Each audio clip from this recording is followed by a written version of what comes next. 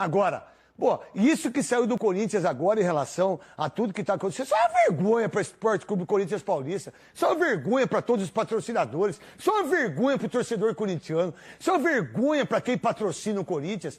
Cara, o Corinthians é uma zona.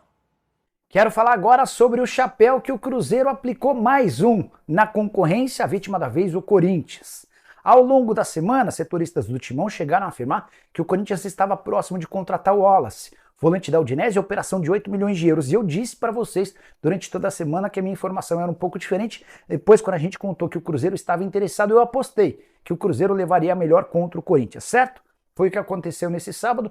O Alexandre Matos fechou na sexta-feira a compra do Matheus Henrique junto ao Sassuolo, viajou a Udine e horas depois já tinha se acertado com a equipe do Wallace.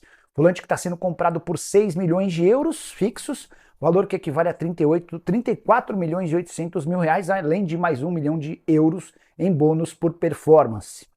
Nono reforço do Cruzeiro na era Pedrinho BH, já foram investidos 178 milhões de reais em contratações, tudo isso em menos de 2 meses de Pedrinho BH à frente do clube. Isso eu estou falando apenas da parte com compras fixas.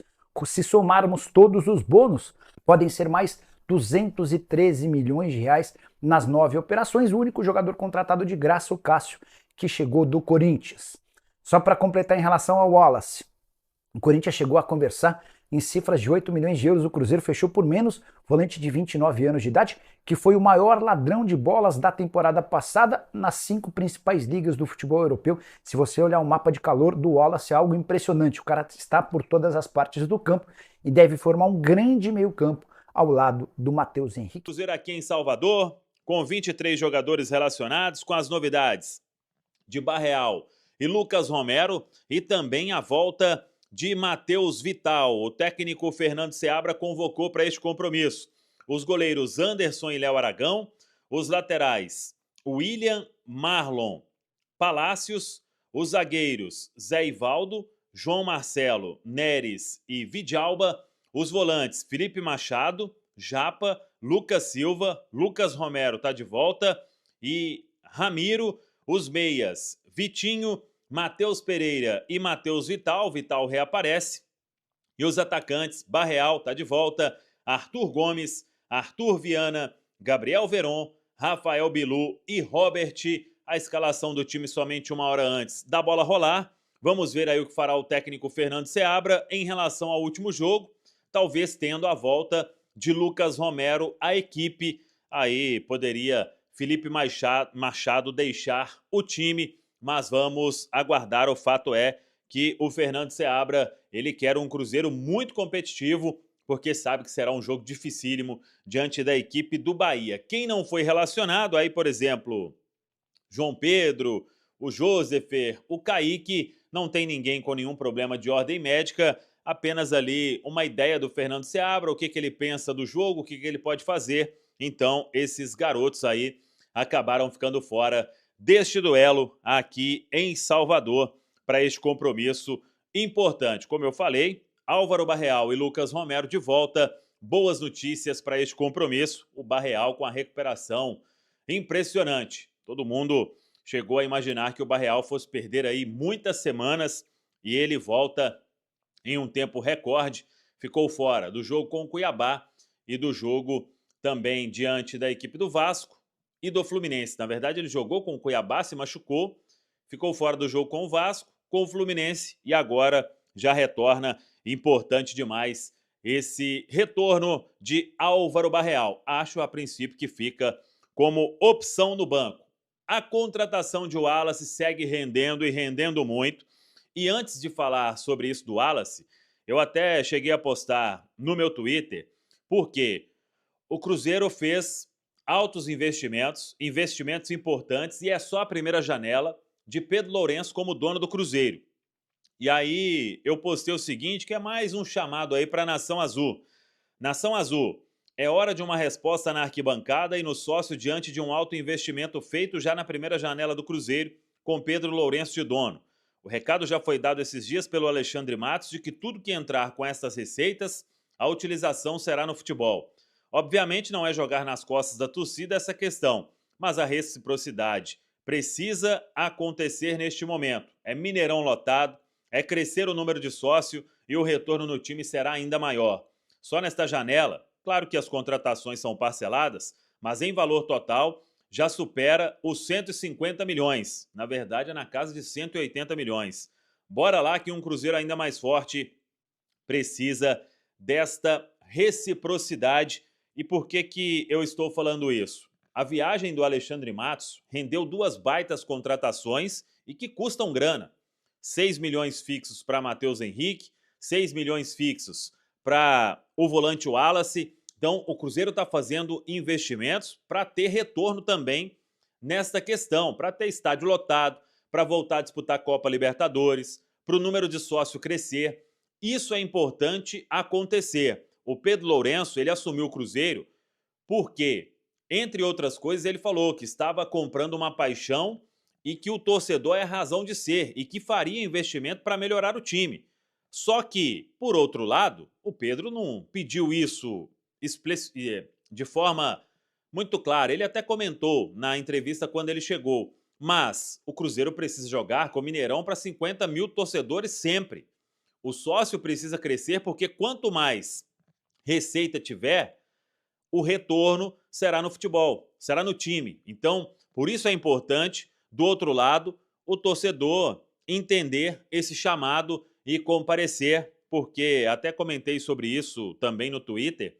Com o Fluminense ano passado, era a 4ª rodada, começo de Campeonato Brasileiro, meio de semana, 9h30 da noite, 51 mil torcedores. Na quarta-feira, 28 mil torcedores. Quarta-feira, 9h30 da noite também, e o Cruzeiro vivendo um momento melhor, com uma expectativa melhor de brigar aí na parte de cima da tabela nesta temporada. Então, o Wallace contratado, uma baita contratação. Ele vai chegar na semana que vem para fazer exames médicos e assinar contrato. A informação é que o contrato será de 4 anos e meio. E o Alexandre Matos venceu uma concorrência muito alta. O Vene Casagrande tinha apostado, clubes da Europa. O Corinthians tinha um princípio de acordo, a gente já tinha falado. Só que o Alexandre Matos chapelou aí, atropelou, né, esta negociação do volante Wallace. O Pedro Lourenço, então, neste começo, primeira janela, cerca de 180 milhões investidos. Eu até peguei uma postagem do SEC Informes para dizer, o Cássio aí não teve compra. Claro que tem luvas e essas coisas, né? João Marcelo, 1,5 milhão de euros. Jonathan Jesus, 1,5 milhão de euros. Caio Jorge, 4,5 milhões. Lautaro Dias, 3 milhões. Peralta, 3 milhões. Matheus Pereira, 5,5 milhões. Matheus Henrique, 6 milhões. O Wallace, 6 milhões. Em valores fixos, 31 milhões de euros. 180 milhões de reais, aí com as variáveis vai ultrapassar, se for o caso, 200 milhões de reais. Então são esses investimentos importantes. Aí você vai me perguntar, mas e a sequência? O que o Cruzeiro pensa? Neste momento, o Cruzeiro, eu acho que vai dar uma segurada. A janela ainda vai se abrir. O Cruzeiro ficará aberto, obviamente, a uma oportunidade de mercado, mas com essas contratações, o Cruzeiro já entende que deu uma reforçada considerável. O Lautaro Dias, que a gente falou aí, ele pode fazer mais de uma função ali no ataque, pode ser útil também como um segundo atacante, até pela beirada. Então, o Cruzeiro tem jogadores também que terão outros ali para ajudar, para todo mundo evoluir, para a garotada com essa base montada, com esses reforços chegando, jogadores que têm grandes conquistas ou passagens de uma carreira mais consolidada na Europa, mas eles estão chegando. Por exemplo, o Caio Jorge precisa daquela fome para voltar a ser o Caio Jorge. O Wallace tem uma carreira consolidada na Europa, mas ele foi campeão olímpico, jogou em equipes menores e chegando com muita vontade. O Matheus Henrique também já jogou em seleção brasileira, quer retornar. Então, o Cruzeiro está montando o time, não para agora também, mas para ter uma base aí para os próximos anos. E por isso eu estava falando, até tinha comentado mais cedo sobre as conversas que o Cruzeiro ele tinha com o Yerry Mina, com o Michael, mas o Cruzeiro ele conversa e ele vai fazendo os investimentos. Então, apareceu a oportunidade do Wallace. O Cruzeiro fez um baita investimento, contrata um baita jogador. O que vier agora, pelo menos neste momento, que é a informação que eu tenho, é que terá que ser uma oportunidade muito legal, porque, repito, por mais que sejam contratações para serem pagas de forma parcelada, são investimentos altos já na primeira janela.